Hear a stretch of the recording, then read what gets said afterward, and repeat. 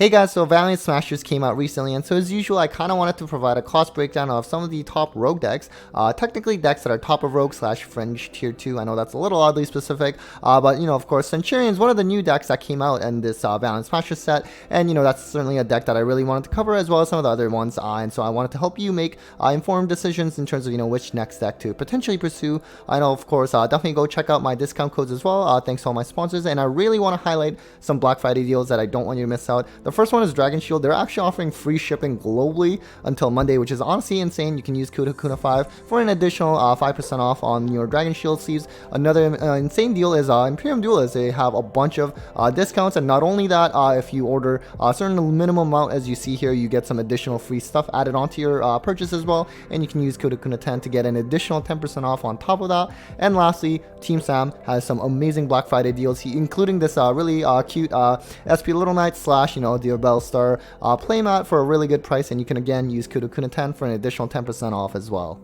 Anyways, let's just move on to the cost breakdown. We're just going to start with Centur-Ion, of course. Now, these decks are not listed in any particular order in terms of this video. I just kind of wanted to cover like the most interesting ones first. And Centur-Ion, of course, the new deck from Valiant Smashers. It's been, I guess, so far we haven't really had many regionals since Valiant Smashers, so we kind of have to wait out on that. Obviously, we haven't had any YCS events as well. The next one being in Italy in December. But so far, it's actually won some OTS championships. Of course, there are a lot of those out there, but nonetheless, I think give credit where it's due. I think personally, I've come across this deck so far already, and it's definitely showing some promise. Of course, it has kind of like the Calamity Turbo, which realistically your opponent just won't be able to play. But even outside of that, it has a really strong surprising grind game, especially considering that it's like a synchro deck. It's not like your traditional synchro decks where it's like super combo heavy and just summon a lot or anything. It's not really like that. But in terms of the cost, unfortunately, it is actually quite expensive for this deck, especially because I think the other two decks out of that Valiant Smasher set, they're not particularly that good. I'm assuming the set is probably not open very much, so it's actually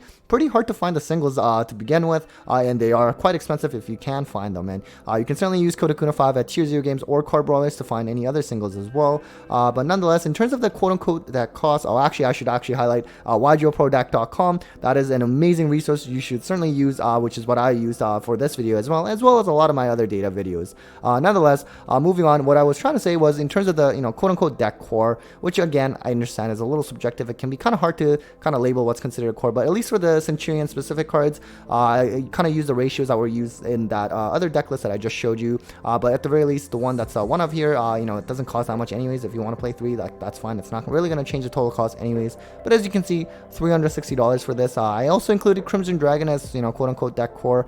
Perhaps I shouldn't, but it's also another $20 card, so I thought players should at least be mindful of it. $360, like that is honestly, if you kind of watch my previous deck breakdown cost videos, usually like a tier 1 deck, $300 even then is actually kind of like pricey, but kind of understandable. But for a deck that's not really proven yet as like a tier 1 deck, this is definitely unfortunately on the costlier side. So I think it's a deck that you would pursue if you really like the playstyle. There's of course kind of like the potential of it as well. If you can kind of imagine, let's say a deck like Rescue Ace, Pearly, and Mikanko, which all came out in the same set in the initial wave, the decks were not very good. I'm not even sure if a lot of players even remember that, because after the second wave of support, those decks became really good and have had really good YCS success so far, right? So you can also probably assume that this deck will get some additional support not that far from now. And so I think based on that, perhaps some people are trying to invest into it, but nonetheless definitely kind of a costlier deck to pursue right now. Now, speaking of Mikanko, we do have Mikanko here, which of course topped YCS Richmond multiple times actually. I know that's a little few weeks ago, but nonetheless, I don't think probably too much has changed since Valiant Smashers. Someone correct me if I'm wrong. This particular list was kind of expensive, but you can already see that it had a couple thrusts, which is expensive, and even like the wanted engine, it is rather expensive, and they don't necessarily all play the wanted engine. I know that's kind of like part of the package, and we'll actually get to that in a little bit. Side deck, something you're going to notice with the side deck cost breakdowns for the decks that I'm going to be listing is they've noticeably gone down a lot, and that is a big thanks to that rarity reprints which is really nice for the game, even including something like Talents, and Prosperity is going to be another big one that used to cost quite a lot in terms of these deck cost breakdown videos, but nowadays not so much. Extra deck, most of the extra decks you're going to see realistically get driven by like SP Little Knight's price, because that is continuing to go up and up and up. So in terms of actually another thing I need to highlight is I recently shared the survey for players who play Mikanko, just to gather the key strengths and weaknesses of this deck. This is kind of a survey that I've been doing for a lot of the different other meta decks that are relevant. So this time it's Mikanko's turn. I'll put the link down in the description if you do play Mikanko and you want to fill the survey out. I'll probably make a video on this probably within a week or so, so definitely go check that out as well if you do play Mikanko. In terms of the deck core, I sort of just, you see $100 here roughly. Again, I know there's a lot of different variations of Mikanko, and in terms of engine as well. I did not put the wanted engine here because that probably is around $300 on its own anyways, close to there. And so that's not something that, not all Mikanko lists play. There's, of course, the Gen and Chem package. Those are, commons. They're not worth much.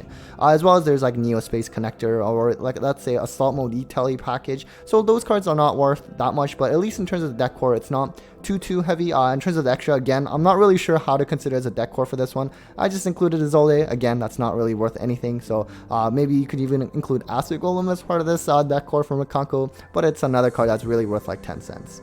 Moving on, we have Vanquish Soul. This is another deck actually kind of similar to the lines of Centur-Ion in that, it's a deck that came out in that side set that just like wasn't very good, and so it was really expensive from the get-go, and it's still expensive, although it's gone down a little bit. And so main deck, $300. Unfortunately, the core for Vanquish Soul is actually pretty high. Again, side deck, you're not seeing too much, but extra deck is actually kind of driven again by the SP, but the Vanquish Soul Rock is actually kind of expensive, around $20. I did mention briefly about Prosperity going down a lot thanks to that reprint set, which is always kind of nice to see as well. Again, if you see this deck core, it's about $230. I'm sure this is a lot better than when the deck first came out, which I actually did a cost breakdown back then as well. So it is definitely kind of expensive for a deck that is, rogue / tier 2. It at least gets some YCS tops here and there. It does sneak one in every now and then pretty well. So, it is something that if you really like the playstyle, you can pursue, but probably not a deck I can personally recommend purely from a financial side of things, just because, it is a little bit on the pricier side, although not necessarily outrageous anymore as it was when the deck first came out. And then moving on, we have Chimera, which is kind of weird to say it's rogue. Again, I'm kind of more so covering top of rogue / fringe tier 2 decks, and Brandon has definitely taken a step back post Age of Overlord, but at the same time, this is actually a really good consistent deck. It also has a lot of space for non-engine, which is always nice to have. You can play a lot of hand traps, and it just becomes really flexible as you move forward in whatever format that you're in. And so this entire list being $280, honestly, that's pretty good, considering that this actually was, second place at a regional, a big regional at that. So I think that's really cool to see branded. Most of the cards are not that expensive. The most expensive card in this list actually ends up being Fenrir, at least in terms of main deck, which is not a engine, or rather not a core deck core, but at the same time, pretty much every Chimera list they do play it. But who knows? Maybe Fenrir just ends up getting limited soon, and the cost just goes down a lot, anyways. And so in terms of the quote-unquote deck core, I decided to just include Dragoon this time around. Unfortunately, it is $20, so keep that in mind. At the same time, most lists, or rather a lot of Chimera lists, they do play 2 Guardian Chimera, which is $20 on its own, and this one only plays 1, so it kind of cancels out anyways, even if you were not to include Dragoon. But again, the deck core, the main deck, really cheap. Even the Alba's actually got a recent quarter century reprint in that rarity set, so that's always nice, and the rest you're really not worth much. So $100, honestly, this is definitely one of those decks I would certainly recommend to, especially newer players. The deck is not too overly complex to play either, and if you're kind of a player that kind of used to always just play kind of like really lower tier rogue decks, and you kind of wanted to move up at least to like the tier 2 level, top of rogue level, this is definitely one of those that I can recommend. And then we're also moving on to Rikka. This is a deck that's actually very cheap. Of course, it kind of like tops a YCS event here and there. Really gets some regional tops as well. So it's very solid if you know how to play it. And this entire list that won a whole event, mind you, in Lima, was $150, which is really good. Again, thanks to some of the rarity reprints, right? Like the talents, the forbidden droplets, evenly. That's really nice to see. And if you look at the deck core, it's about 100, which essentially means most of the entire deck is actually Rikka Sun Avalon cards, right? And especially if you look at the extra deck, the entire thing is, quote-unquote deck core. I know I've seen one topping Rikka deck list at least that was playing SP, but realistically, clearly, you don't actually need it. And so that's always nice because most decks nowadays do need SP, whereas, decks like Rikka, let's say even like branded, they typically don't really need it, or maybe can't even play it. So nonetheless, especially, let's say something like Regulus that also got reprinted in the Mega Tin that used to be an expensive card. So this card, or rather this deck, is really good in terms of budget, but admittedly, Admittedly, you do need to be pretty skilled to be able to pilot this deck optimally, but at least you have some amazing resources, let's say like Sunseed Jets. I'm sure you can find a way to at least pick the deck up. So lastly, I decided to just add kind of like a bonus deck in Phantom Knight. Now, I'm not saying this is the next best rogue deck. Again, this is not really in any particular order. Of course, you have other decks like, let's say, it's Salamangreat, Sword Soul, even like Flunder, if you consider that as, rogue. Those are all better than Phantom Knight right now. But at the same time, I decided to include Phantom Knight as a bonus just because it's kind of interesting, right? You know, it's kind of like, not that it's new, but it's sort of new in the sense that it returned to sort of meta relevancy again, thanks to the Horus engine. And you see this one actually finished top 4 at Omaha Regional, which is pretty cool. Unfortunately, the deck is actually pretty expensive because you have to kind of play the Horus engine as also the Adventure engine as well. On top of that, this entire list being kind of like just under $500. But again, another common theme you're going to notice is the side deck is very, very cheap, which is really good to see right now. In terms of the quote-unquote deck core, I decided to include the Horus engine as well as the Adventure engine as the deck core because, you know, just Phantom Knights on its own obviously is not really going to cut it nowadays, but the Horus stuff that has also gone up, like the Imsetis are like over $50 each, but you know, it's played in a lot of different builds as well, right? Like let's say Tier Limits is another key example where this can be played, as well as even like I've seen Chimera play Horus as well lately, but nonetheless about $200, so it is definitely kind of on the pricier side. I think it's still kind of establishing itself in terms of tier, but it's definitely had some regional success, so something that if you truly love Phantom Knights, which I know there's a lot of you out there, you know, this is certainly kind of like the optimal build probably, that or rather optimal engines that you can play with the deck. Anyways, guys, that was it for the cost breakdown on the top rogue / tier 2 decks. Hopefully you found that helpful in terms of, you know, making some decisions in terms of what next deck that you might want to pursue if you play in real life. So definitely a huge thanks to all of you for watching. Again, definitely go check out those Black Friday deals that you don't want to miss out.